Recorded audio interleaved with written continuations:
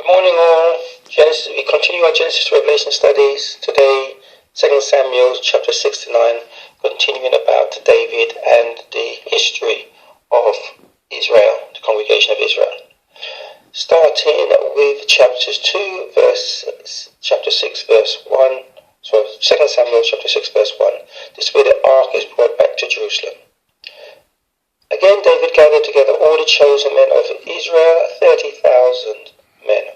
And David arose and went with all the people that were with him from Baal to Judah to bring up from thence the ark of God, whose name is called by the name of Yahweh of hosts that dwelleth between the cherubims.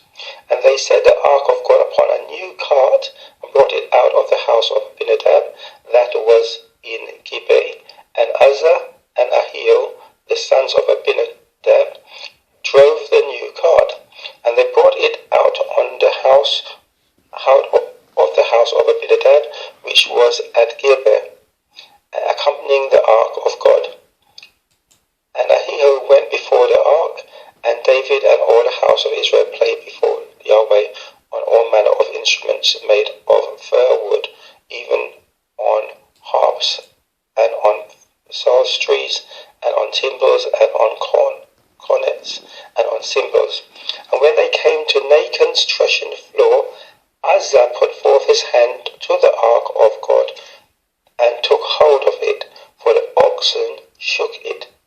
And the anger of Yahweh was kindled against Uzzah, and God smote him there for his error, and there he died by the ark of God. And David was displeased, because Yahweh had made a breach upon Uzzah, and he called the name of that place Perez Uzzah to this day. And David was afraid of Yahweh that day, and said, How will the ark of Yahweh come to me? So David would not remove the ark of Yahweh unto him into the city of David, but David carried it aside into the house of Obed-Edom the Gittite. So what we have is, read the whole account. But remember, the Philistines captured the ark. They got the emeroids and boils and things like that. They gave it back to David. They put it on a cart, and they're now bringing this cart on the rough road. The cows, the oxen, make the wheels wobble. The ark's about to fall, and I believe Uzzah put his hand on it to stop it from falling, which sounds like a good thing. But it is important. But God commanded the ark to be carried via poles in rings on shoulders of men. That's in Exodus chapters 25 verses 12 plus. No human was to touch it, not even the priest. Now, if 4 men are carrying it on foot, then any uneven ground will be compensated by their walking and avoiding the cart wobbling and so on. So by putting it on a cart, or allowing the Philistines to put it on a cart, they continue to put it on a cart, to carry it on a cart, is what causes problem, and God, Uzzah touching it and falling down. Now Uzzah, David, and we may think that he was doing a good thing, preventing it from falling, but his good intentions, his heart, as people say today, did not save him. Disobedience to God's commandments killed him. So remember this lesson, as God is the same yesterday, today, and forever. Remember, he also killed the man picking up sticks to light fire on the Sabbath day in Numbers chapters 15:35, and other cases of punishment for disobedience, irrespective of the reasons, such as David, Noah striking the rock.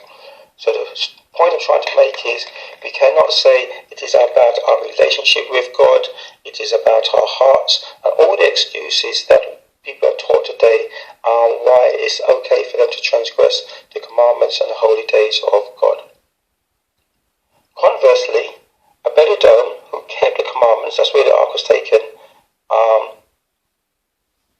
who kept the commandments of God and kept the ark in his house, obviously did not touch it, and as a result he was blessed for his obedience. So a question, how did the Philistines get the ark onto the cart? Presumably by touching it. Why did God not kill them? Because they were already dead, meaning separated from God. gods, you are his child, and he will chastise you as a father because he loves you, just as Uzzah. When you are a Gentile, meaning an unholy heathen and someone without God, as we're told in 2 Timothy, you are not his child because you do not keep his commandments, and you are separated from him in this life and in the next. Again, remember that point.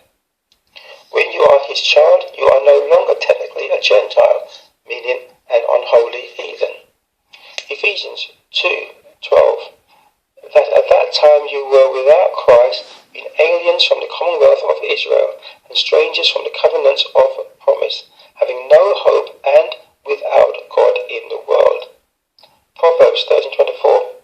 He that spareth his rod hateth his son, but he that loveth him chasteneth him oftentimes. Hebrews 12:6. For whom Yahweh loveth, he chastiseth, and scourgeth every son whom he receiveth. Continue from 2 Samuel chapter 6 verse 14. Then they went and got the ark back. So I said, we read out the story, and after a while they brought the ark back. And David danced before Yahweh with all his might, and David was girded with a linen ephod. So David and all the house of Israel brought up the ark of Yahweh with shouting and with the sound of his trumpet. Now this reference to dance and Exodus chapters 15-20 is customarily used to justify doing the same dancing in church. This is not a justification. David did this in the street. You will never find in God's Bible, his law and prophets or New Testament, anyone dancing in the congregation or in church. Neither any appointment of dancers by God or Solomon. They were singers appointed to praise God. They did not dance. Dancing was a pagan method, as we saw in Exodus chapters 32, verses 19, that picked up from Egypt. Dancing evokes emotions in the person and makes them susceptible to things, as many church sessions today. Convictions of God should be by the Word of God, not emotions. If you get a chance to look up Kundalini in Christian churches, that's spelled Kundalini. Kundalini. Look up some videos about that on YouTube. And you'll see the similarities between that system, our religious system, and what Christians do in some churches. But make sure you do not get curious enough to get interested in the concept. God tells us to stay away from some of these religious practices.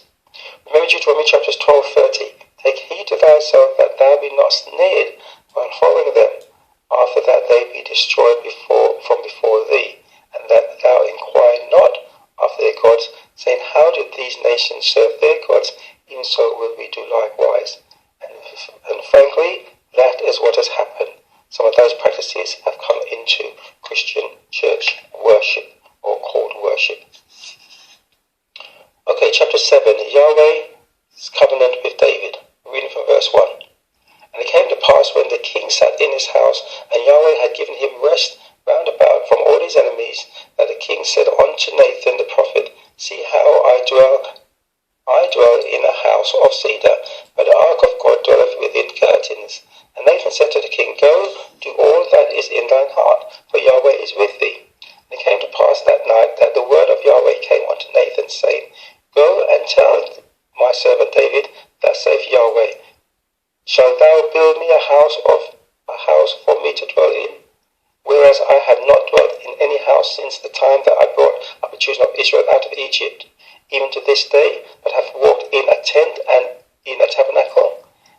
In all the places wherein I have walked with all the children of Israel, spoke I a word with any of the tribes of Israel, whom I commanded to feed my people Israel, saying, why build you not me a house of cedar? Verse 10. Moreover, I will appoint a place for my people, and Israel, and will plant them, and they will dwell in a place of their own, and remove no more. Neither shall the children of wickedness afflict them any more, as before times. Verse verse 12. And when thy days be fulfilled, and thou shalt sleep with thy fathers, I will set up thy seed after thee, which shall proceed out of thy bowels, and I will establish his kingdom. He shall build an house for my name, and I will establish the throne of his kingdom forever. I will be his father, and he shall be my son. If he commit iniquity, I will chastise him with the rod of men, and with the stripes of the children of men. So that's talking about what will happen when Solomon later builds the temple. Continuing from chapter 2 Samuel chapter 7 verse 23, this is David's prayer. I'm just going to read a couple of verses of it, but I ask, as usual, you to read the whole chapter. Verse 23. And what one nation in the earth is like thy people, even like Israel, whom God went to redeem for a people to himself, and to make him a name, and to do for you great things and terrible for thy land before thy people, which thou redeemest to thee from Egypt, from the nations and their gods. For thou hast confirmed to thyself thy people Israel to be a people unto thee forever, and thou, Yahweh, art before their God. I said this chapter really needs to be read in its entirety and ponder on each verse. For economy, I have been very brief. Note, Yahweh said he never asked for a grand house. He was satisfied with a tent, as the outer appearance, wealth, etc. is not his concern, and neither should it be ours. Godly leadership, obedience, etc. is what is required. Deuteronomy chapter 10 verse 12. And now, Israel, what doth Yahweh thy God require of thee, but to fear Yahweh thy God, to walk in all his ways, and to love him, and to serve him.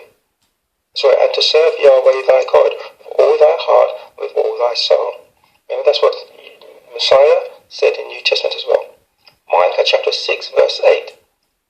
He has shown thee, man, O man, what is good, and what doth Yahweh require of thee, but to do justly, and to love mercy, and to walk humbly with thy God. Gentile nations are called children of wickedness, who serve other gods. The nation, congregation, Church of Israel, was of God and his system. The Gentiles were of other gods' system. They had the opportunity, however, to observe the light of Israel, meaning its laws, the laws are lamp to my feet, and come to it, as did Cornelius in Acts chapter 10, and those of Romans chapters 11, verse 11, which talks about those being grafted in. To be spiritually born again into his way and system, regardless of their earthly birth, is an opportunity afforded to us, always by God, and in the New Testament through his Son. Those who remain Gentiles, meaning remain disobedient to his commandments, ungodly and other God systems, even counterfeit ones, similar to Yahweh's system, will suffer the consequences of the wicked one and his God representatives. In other words, the wicked one has made counterfeit systems, almost similar to Yahweh, come into churches and turn them to worship in certain ways, and mainly basically serve him. So we really must get onto Yahweh's system. I suggest reading that article, or you can listen to it on www.forwardtoyahweh.com, and I think it's called Yahweh's system, or Yahweh's system, or something like that. But you will find it possibly under the servants tab. 1 John chapters 5:18. We know that whosoever is born of God sinneth not, but he that is begotten of God keepeth him, and that wicked one toucheth him not. And we know that we are of God, and the whole world lieth in wickedness. So you can consider whether chapter 7:13 is speaking of Yeshua's kingdom, when he said he will set up a kingdom, or Solomon's. Lastly, note David's prayer, and God calls David his servant. We can compare his prayer to Daniel's of, I think, chapter 9 later. Moving on to chapter 8, reading from verse 1. This is David's victories. And after this it came to pass that David smote the Philistines and subdued them. Verse 2.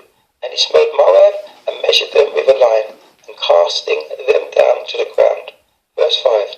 And when the Syrians of Damascus came to Succoth, Hadad-Zaking, king of Zobah, David slew of the Syrians 22,000 men. Then David put garrisons in Syria of Damascus, and the Syrians became servants to David and brought gifts.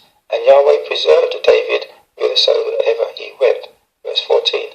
And he put garrisons in Edom, throughout all Edom put he garrisons, and all they of Edom became David's servants.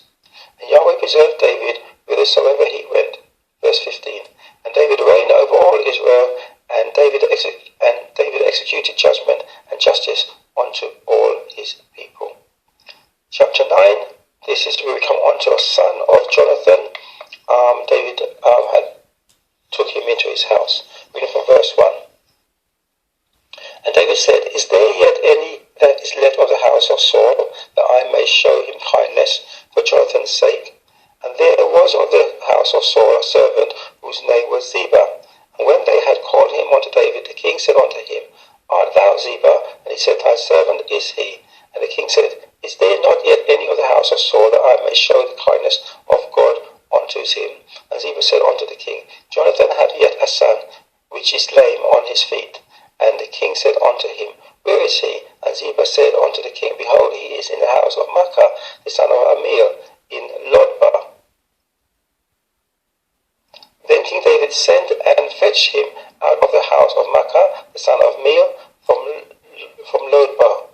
Now when Mephibosheth, the son of Jonathan, the son of Saul, was come unto David, he fell to his face and did reverence. And David said, Mephibosheth. And he answered, Behold thy servant. And David said unto him, Fear not, for I will surely show thee kindness for Jonathan thy father's sake, and will restore thee all the land of Saul thy father, and thou shalt eat bread at my table continually. Verse 9. Then the king called to Ziba, Saul's servant, and said unto him, I have given unto thy master's son all that pertaineth to Saul, and to all his house.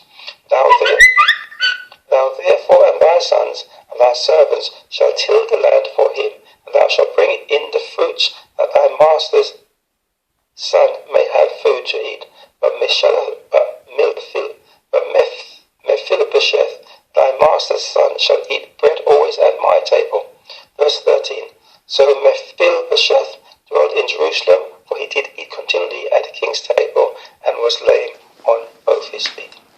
So remember, David's action is a result of his friendship with Jonathan, who helped him escape death at the hands of his father Saul. We too should learn that friends and relationships we make can go beyond us. So we should not what's called burn bridges with certain relationships or friends, because we may be able to help our